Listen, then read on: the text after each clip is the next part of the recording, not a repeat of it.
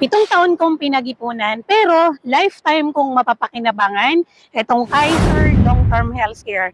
This is one of the saving program na hindi ko talaga pinagsisihan dahil kayang-kaya nitong i-cover ang aking 3 major financial needs kagaya ng healthcare. Kapag ako ay nagkasakit, may HMO na magagamit. Life protection, may maiiwan sa aking pamilya sa oras na ako ay pumanaw na.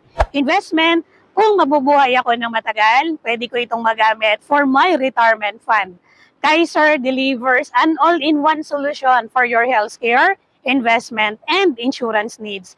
Kung ikaw ay nasa age bracket na 10 to 40 years old, ang pinakamababang premium na pwede mong simulan ay 2,647 pesos per month or maaari ka rin magsimula sa Kaiser ng 26,470 pesos per year. Pero syempre, the higher the plan, the better. If you have any questions, feel free lang na mag-comment dito sa ating comment section at pwede mo akong i-message sa aking personal Facebook Messenger account. Follow me for more.